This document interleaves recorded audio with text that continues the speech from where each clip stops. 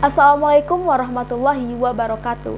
Saya Astrid Cintika Putri dengan nomor BP 2010861022,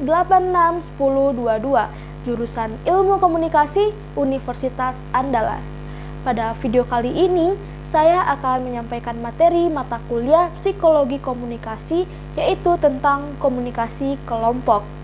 Sebagai manusia dalam kehidupan sosial, kita tidak dapat untuk tidak berkomunikasi. Sama halnya dengan hidup berkelompok. Hidup dalam kelompok merupakan naluri manusia sebagai makhluk sosial yang telah dimilikinya sejak lahir. Dan komunikasi seperti telah menjadi ruh yang tertanam dalam jasad sebuah kelompok, atau dengan kata lain, telah menjadi satu kesatuan.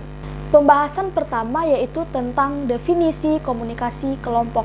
Komunikasi kelompok atau group communication adalah proses penyampaian pesan, berarti antara seorang komunikator atau orang yang menyampaikan pesan dengan sekelompok orang, yaitu lebih dari 2 orang.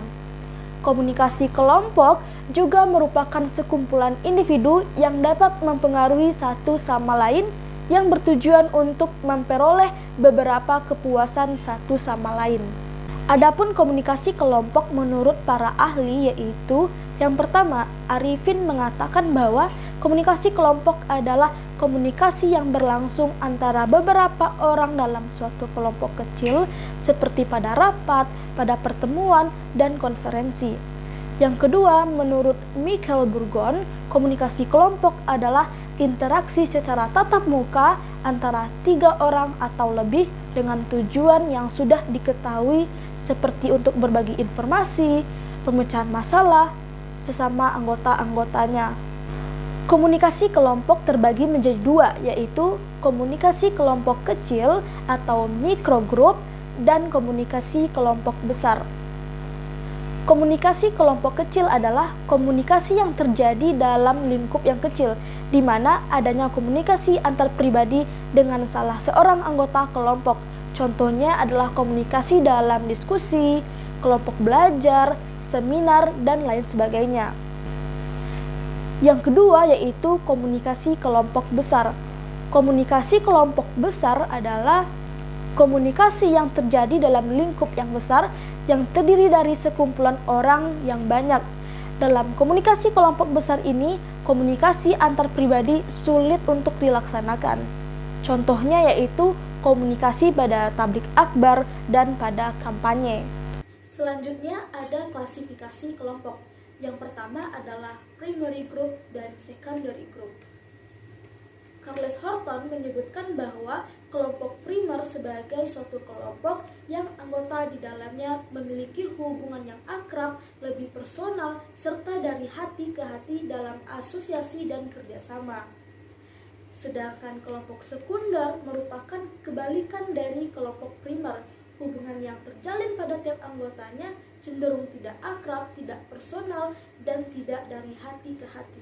Biasanya, pada kelompok primer ada suatu ikatan yang mengikat dalam suatu hal formal untuk tujuan tertentu. Contoh dari kelompok primer adalah keluarga dan kelompok teman sebaya. Sedangkan contoh dari kelompok sekunder seperti organisasi, sekolah, dan universitas. Jalauddin Rahmat membedakan kelompok ini berdasarkan karakteristik komunikasinya. Perbedaan klasifikasi tersebut yaitu yang pertama, kualitas komunikasi kelompok primer bersifat mendalam dan meluas. Yang kedua, komunikasi pada kelompok primer bersifat personal, sedangkan kelompok sekunder bersifat non-personal. Yang ketiga, komunikasi dalam kelompok primer lebih menekankan pada aspek hubungan daripada aspek pesan atau isi yang disampaikan.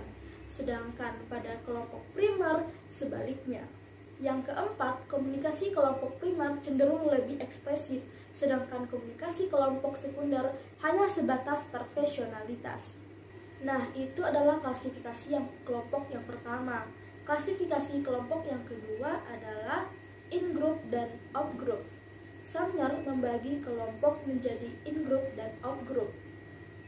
In-group merupakan kelompok dalam, kelompok sosial yang dijadikan tempat oleh individu-individunya untuk contoh bergabung di organisasi, maka ia termasuk in-group dari organisasi tersebut. Out-group merupakan kelompok luar, kelompok sosial yang individunya diartikan sebagai lawan in-group. Klasifikasi kelompok yang ketiga yaitu kelompok keanggotaan dan kelompok rujukan. Newcomb pada tahun 1930 pertama kali mencetuskan istilah kelompok keanggotaan atau membership group dan kelompok rujukan. Kelompok keanggotaan merupakan kelompok yang anggotanya terdaftar secara fisik dan administratif sebagai anggota dari kelompok tersebut. Sedangkan kelompok rujukan merupakan kelompok yang digunakan sebagai standar atau alat ukur untuk menilai diri sendiri atau untuk membentuk kepribadian dan sikap. Dalam teorinya, kelompok rujukan memiliki 3 fungsi, yaitu fungsi komparatif, fungsi normatif, dan fungsi perspektif. Fungsi komparatif diartikan sebagai fungsi yang berkenaan dengan proses perbandingan untuk mengukur dan menilai keadaan seseorang. Fungsi normatif diartikan sebagai rujukan untuk mengatur, membimbing, dan mengarahkan sikap dan perilaku yang berkaitan dengan norma-norma yang berlaku. Fungsi perspektif diartikan sebagai rujukan untuk memandang dunia, mendefinisikan sesuatu, mengorganisasikan pengalaman, dan memberikan makna pada berbagai objek, peristiwa, dan orang-orang yang ditemui. Materi selanjutnya yaitu pengaruh kelompok pada perilaku komunikasi. Yang pertama ada konformitas. Konformitas diartikan sebagai keadaan dan pengaruh sosial yang merubah kebiasaan, sikap, dan tingkah laku seseorang agar sesuai dengan norma-norma sosial yang berlaku. Biasanya, jika sejumlah orang dalam kelompok melakukan atau mengatakan sesuatu, maka anggota kelompok lainnya akan cenderung melakukan atau mengatakan hal yang sama. Yang kedua ada fasilitasi sosial. Fasilitasi di sini artinya adalah mempermudah. Maksudnya, kelompok dapat mempengaruhi pekerjaan hingga dapat terasa lebih mudah. Robert Zajot menerangkan bahwa kehadiran orang lain dianggap dapat membangkitkan energi pada perilaku individu. Apabila energi yang diciptakan menghasilkan respon dominan yang positif, maka akan terjadi peningkatan prestasi, dan begitu juga sebaliknya. Oleh karena itu, peneliti menarik kesimpulan bahwa kelompok dapat mempengaruhi kualitas kinerja individu. Yang ketiga, ada polarisasi. Polarisasi merupakan kecenderungan yang mengarah kepada posisi yang lebih ekstrim. Misalnya, sebelum melakukan diskusi, anggota kelompok memiliki sikap agak menentang terhadap tindakan tertentu. Maka setelah diskusi, mereka akan lebih keras dalam menentang hal tersebut. Begitu juga sebaliknya, jika sebelum diskusi mereka agak mendukung tindakan tertentu, maka setelah diskusi, dukungan mereka akan lebih kuat terhadap hal tersebut. Materi selanjutnya ada faktor-faktor yang pengaruhi keefektifan kelompok, yaitu ada faktor situasional dan faktor personal. Faktor situasional pertama ada ukuran kelompok.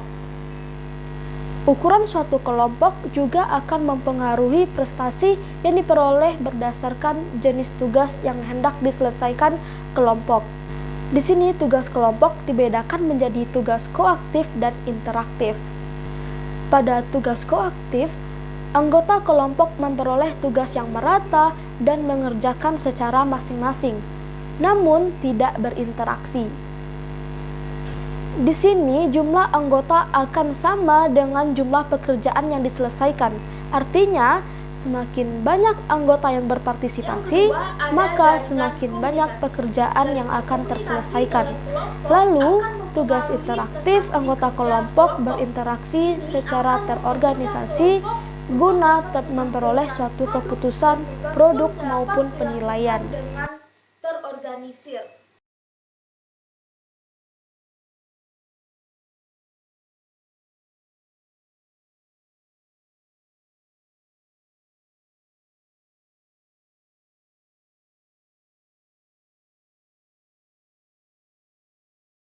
McDavid dan Harori mengungkapkan kohesi. Yang ketiga ada kohesi kelompok. Menurut Collins dan Ravel, kohesi kelompok terhadap suatu kekuatan yang mendorong anggota kelompok untuk tidak meninggalkan kelompoknya. Fungsi kelompok dan bagaimana kepuasan anggota kelompok.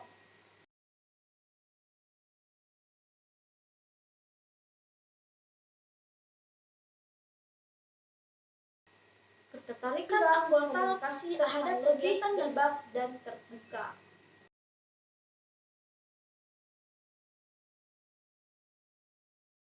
Jadi, semakin kohesif anggota kelompok, maka semakin besar kepuasan anggotanya dapat memberi pengaruh kepada anggota kelompok untuk dapat bergerak ke arah. Yang keempat ada kepemimpinan. Kragen dan Wake menyebutkan bahwa kepemimpinan sebagai komunikasi yang secara Yang pertama ada kebutuhan interpersonal. William merumuskan suatu teori di mana kepemimpinan dalam kelompok sangat mempengaruhi keefektifan komunikasi dalam kelompok. Faktor kedua yaitu faktor personal.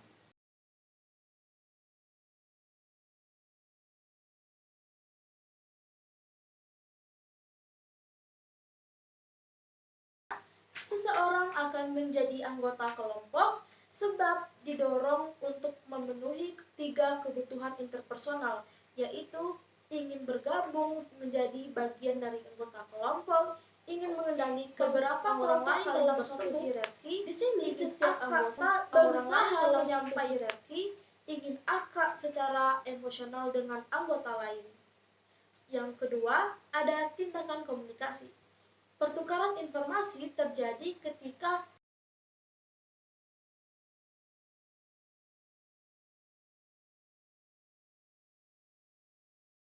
maupun menerima informasi baik secara verbal maupun nonverbal.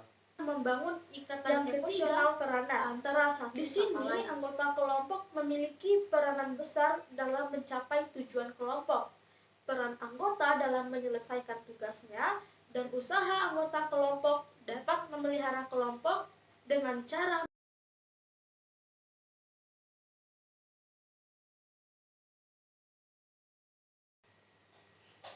materi selanjutnya yaitu bentuk-bentuk komunikasi kelompok.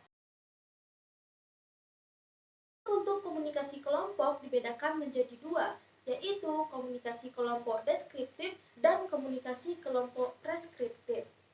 Yang pertama, kita akan membahas tentang komunikasi kelompok deskriptif. Para ahli membagi kelompok deskriptif kepada 3 kategori yang menggambarkan tahapan perkembangan dan proses dalam kelompok. Ada kelompok tugas, kelompok pertemuan, dan kelompok penyadar. Bentuk komunikasi kelompok yang kedua yaitu preskriptif. Bila dilihat melalui formatnya, komunikasi kelompok dibagi kepada 2 jenis, yaitu kelompok privat dan kelompok publik. Kelompok privat biasanya terdiri dari kelompok pertemuan, pelajar, panitia, hingga konferensi, dan lain sebagainya. Sementara kelompok publik biasanya terdiri dari kelompok diskusi panel, forum, diskusi terbuka, wawancara terbuka, dan akan mempengaruhi prestasi yang diperoleh berdasarkan jenis tugas yang hendak diselesaikan kelompok. Baiklah, hanya itu yang dapat saya jelaskan pada materi komunikasi kelompok dalam mata kuliah Psikologi Komunikasi. Segala kekurangan saya mohon maaf. Saya Astrid Cintika Putri. Assalamualaikum warahmatullahi wabarakatuh.